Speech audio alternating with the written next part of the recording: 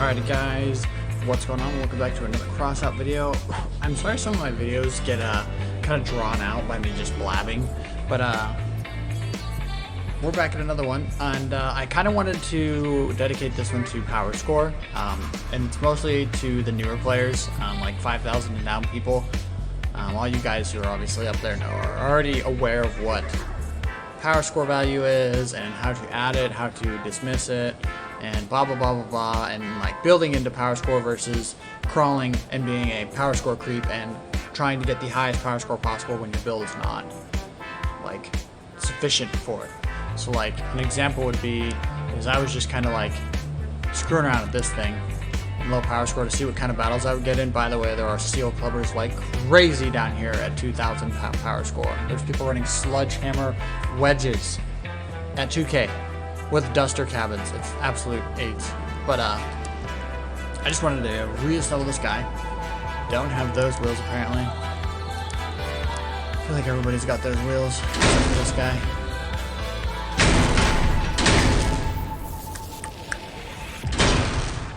Those on there. Okay. And we don't have that, so I had a Hornet on there. Bam. Alrighty, so this is kind of like your basic build at 2,000 power score, 1,400 power score. It's super low. It doesn't have a lot of like durability. It doesn't have a lot of anything to offer. So first things first, as far as power score, this is fine. There's no meta build at this power score basically, because you know anything works for anybody. This is where people learn what they like, what they don't like, because there's a level of introduction for everybody. You know, there are cannons, machine guns, shotguns, and rapiers. I guess there is no autocannon until you get to rare, but you quickly learn that that is easily achievable after like a week of gameplay, or even sooner. You know, if you purchase a pack, you'll obviously have the gold or coin to go and buy rapiers. Or anyway, back to the point. So building into your power score is kind of a big deal for some people, because you see some really weird builds that just are power score creeping, and all they want to do is be like, oh, I'm at 5,000 power score.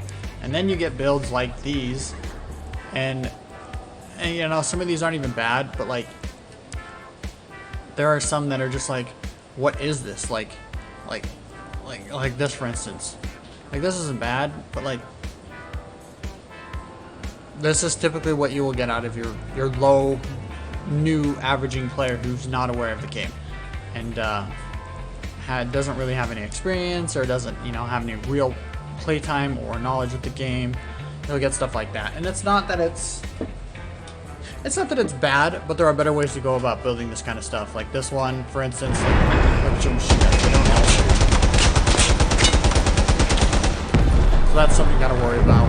And if you notice, this is me, but like, look at the driving.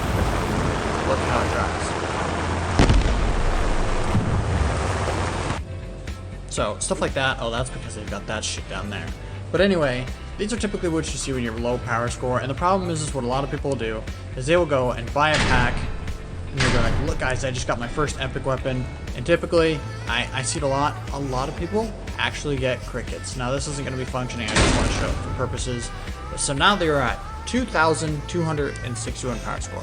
And now they still have, by this point, they have, you know, an amp regenerator or a big G, because it comes in a majority of the packs.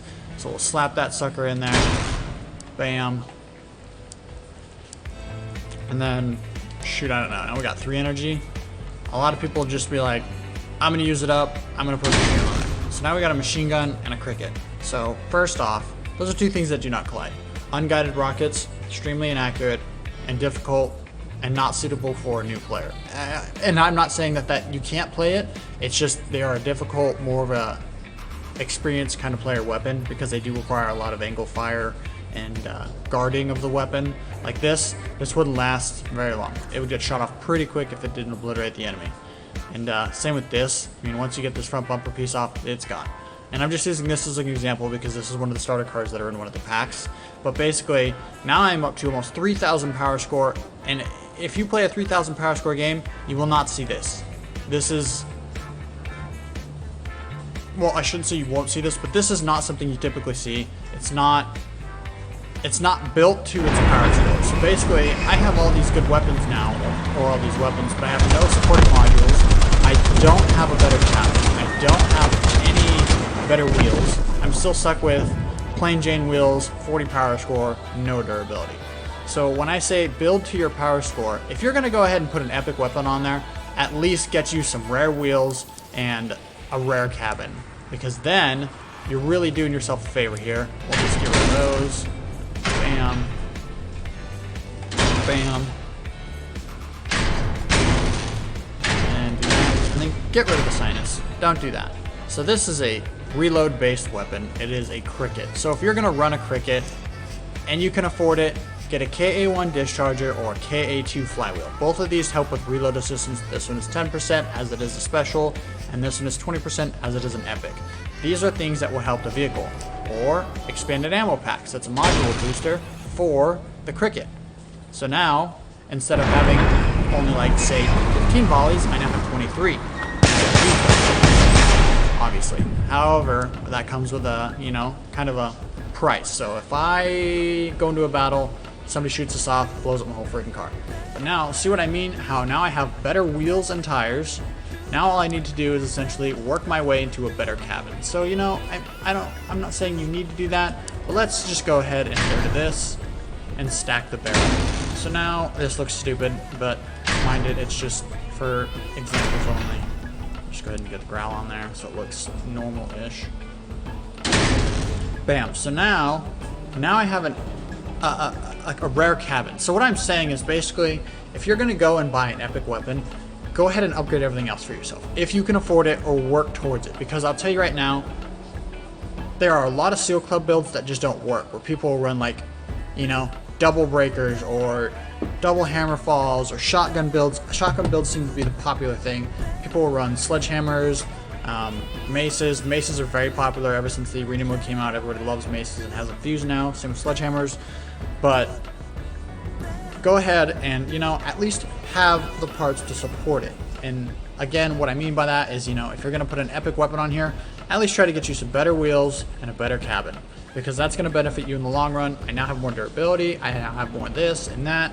And it kind of just, it helps you in the long run. Because if you go into a battle with, a cricket and you have a base cabin like this, look how much durability you have. You have 660 durability.